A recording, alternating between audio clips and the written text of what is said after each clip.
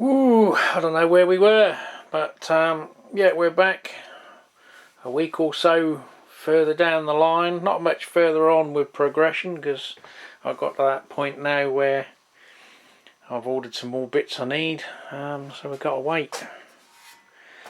So all we've done is knocked up a airlock adapter.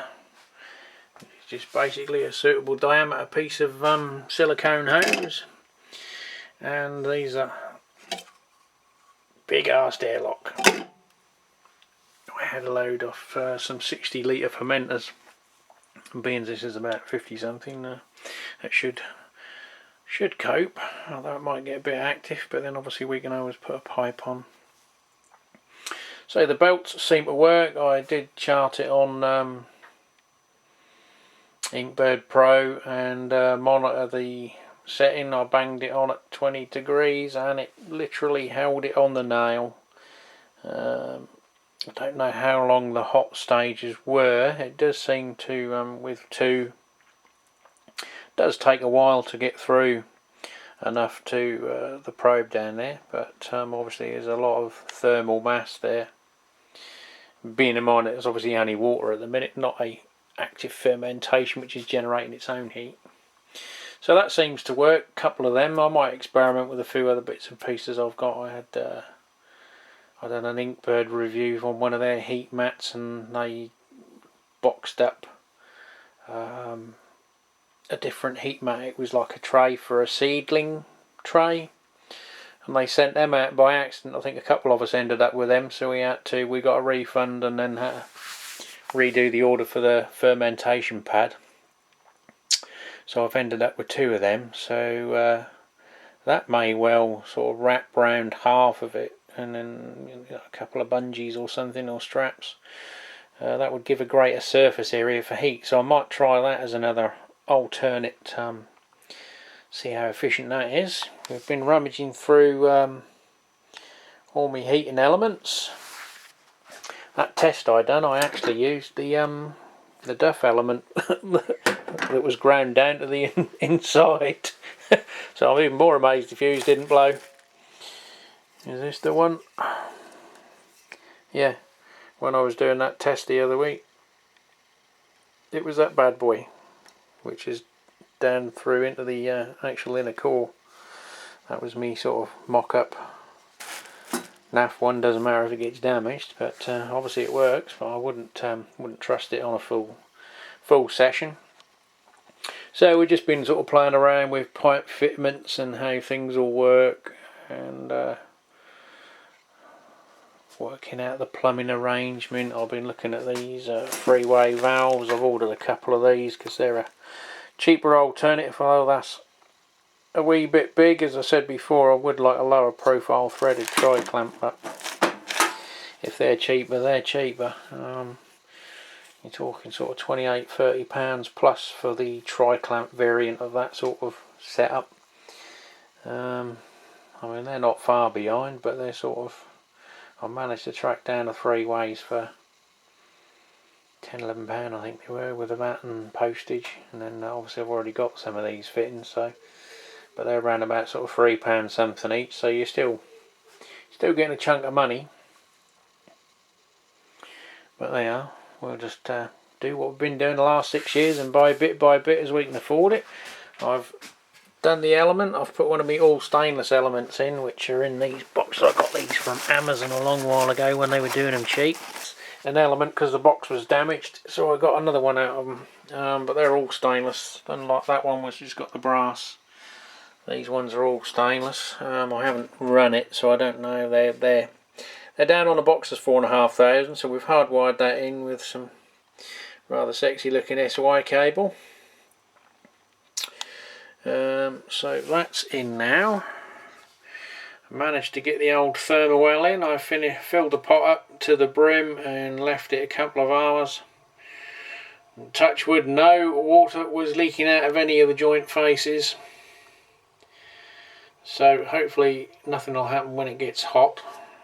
So again, once I get this other bit for the lid, I can then test the steam condenser.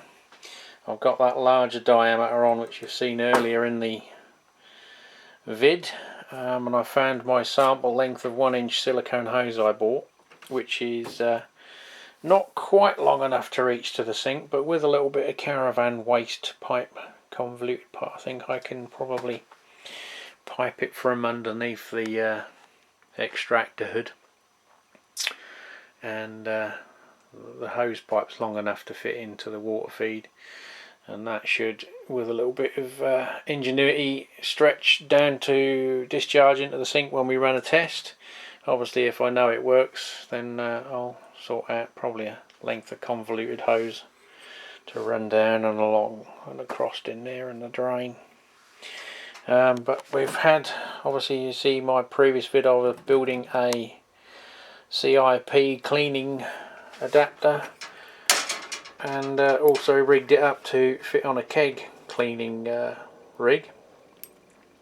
What I was missing was a pump. I said if anyone knew of one suitable for the job, we're about to find out if it is. But this little sexy number come along, stainless steel, goes with the reoccurring theme here,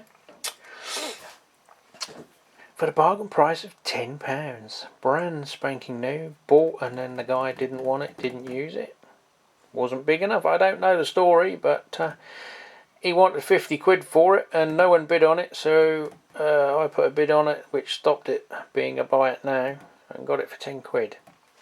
So hopefully we're now going to try that. I've just rigged up this hose and pushed that on. I'm going to get an adapter for threading this inch down to 1/2 inch so I can put a cam lock on here, so the steel post will fit straight on top of this. That will go in a bucket and the keg can go on top with some kind of bracketry arrangement to be arranged, or that will sit in the bucket and be connected to a hose, and then obviously we've got the C.I.P adapter will go straight in the top of there and recirc, discharge out the bottom pipe and recirculate the cleaning round. So that will be another little job done for a bargain price. So I'll just go and set that and we'll see if we blow ourselves up or have a useless water feature. Well, I did just test run it and got appropriately wet, but we've bled the system out and we'll just give it a fire and probably get sprayed with water from here. As you can see.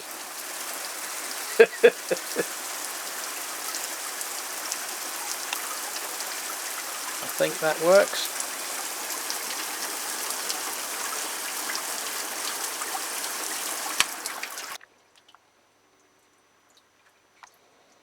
I think it's got a reach about 6 foot from here, so I think that will clear the crud out of the fermenter. Well, at least we know the pump works. Moving on, the next little job was a PT100 long probe to fit in the thermowell. So we got hold of a pair of these. I bought one two because it was just as cheap really with the postage.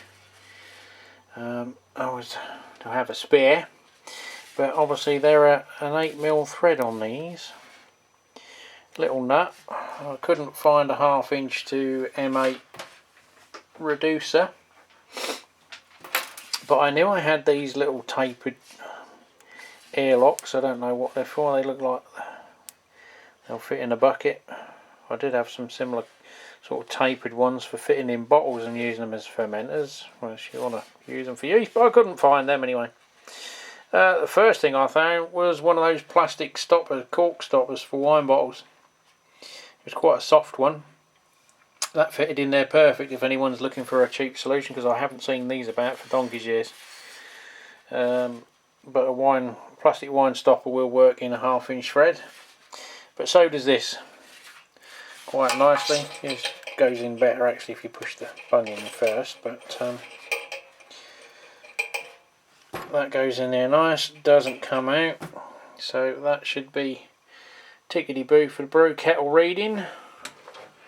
I haven't hardwired it in yet. Oh, I haven't hardwired any of them yet. I've got XLR connectors underneath there. I've got the wires in ready to solder onto the tags there, but I've then got to extend them I think because they're not long enough, so I've got some more of this braided cable to go over at the HLT. I think that's probably the only one that'll need extending, but yeah, where are we? I haven't calibrated these yet either. They're flickering nice with the frame rate, but 19.3, that one's reading 18. I have just held hold of it, so, but yeah, it's about 0.7 I think degrees between them when I had them all connected up the other day. So it's another little job off the list. Yeah, we're sort of stumped pretty much now till I get some supplies in from the far Orient to carry on. I'm going to get this and then do the test on this kettle as well, see if that plastic box holds up, whether I just need to put a backing piece behind it. Try that again.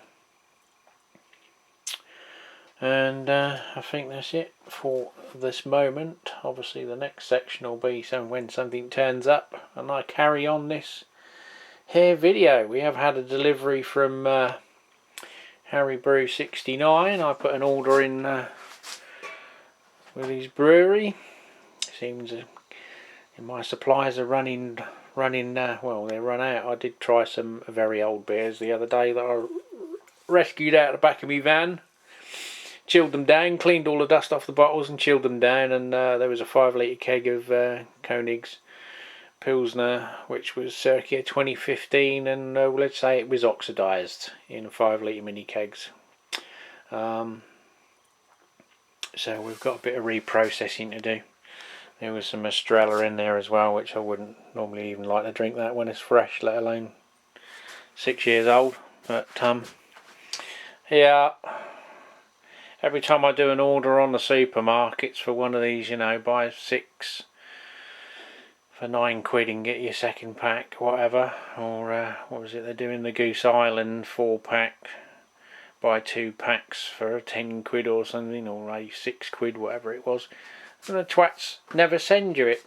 They send half the order on a special deal, or they substituted with 1 pack of Brewdog I had the other week. That was wank, whatever it was, can't remember what it was, but it was, well, you know, let's bash Brewdog session, but yeah, they don't make the beers they used to, do they? They got to make money, haven't they? But, ooh, another day, another bill, is that what they say? Seems to be that way in my life, anyway. Oh, circuit boards. Circuit testers, multimeters, and a hand dryer that doesn't work anymore. Yes, went to use that yesterday, and let's say it's deceased to some level anyway. I took various bits off it and still can't get the chuffing thing to work. But the latest acquisition, if you that was inside it.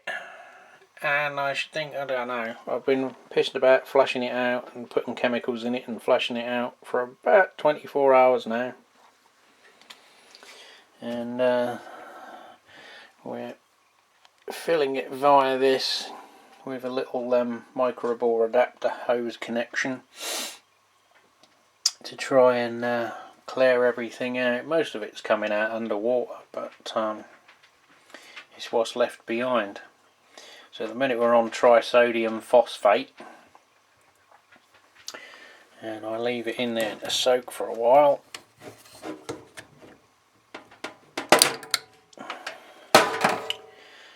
And then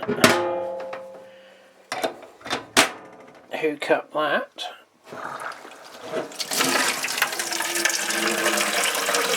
See what we get out this time.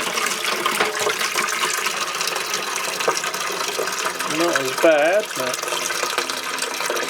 keep reversing the connections every so often and back flushing, but we're still getting there. I know to try and order something else, but the pennies are a bit sparse at the moment. But we have had one of the deliveries come all the way from Langshangpo. Special delivery from Tripitaka. Just come straight off couple of 100mm fittings.